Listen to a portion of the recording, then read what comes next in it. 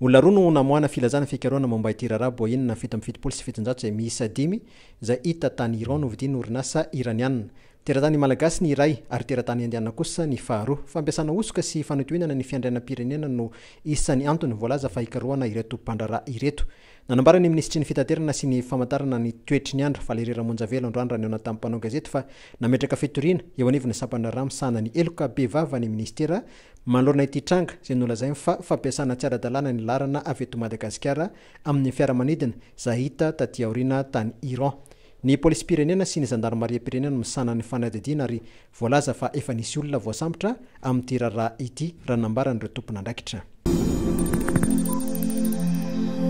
Mandalo olana ara-teknika amin'ny tompam-pamokarana herinaratra ao Antsiranana. Tsy ampy noho izany ny famokarana angofoka mahatonga ny fahatapahan'ny herinaratra miverimberina ao Antsiranana raha nitatitry ny orinasa Jirama. Manao ny resaka rehetra ireo teknisana sy ireo tompon'andraikitra amin'ny fanafainganana sy ny famerenana amin'ny laona ny famatsiana herinaratra any an-toerana raha nambarana ity orinasa mpanjakana ity. Efatra amin'ny maly alahady moa no nisihana izany fahatapahan'ny herinaratra miverimberina zany tao an-toerana.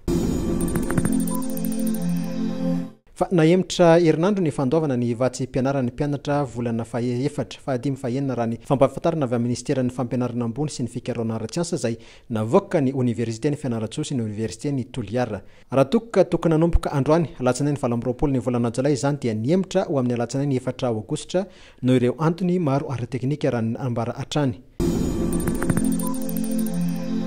Miroso tsikelikely amin'ny fametrahana ny faritra Ambatsoa ny fitonam-panjakana amin'izao fotoana izao.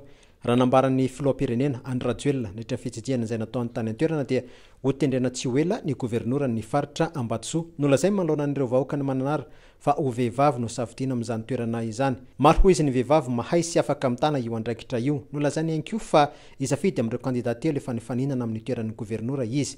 Ny faritra Ambatsoa no faritra 720 eto Madagasikara izay ahitana ny distrika Mananaravaratra sy Maroantsetra. Nosaraina tamin'ny faritra Analanjorofo moa ireto distrika anankiroa ireto. Androany alatsinainy no niala teto Madagasikara ny Baria izay andray anjara amin'ny fiadiana ny tompon-daka ny Afrika eo amin'ny taranja baolina kitra na ny CHAN.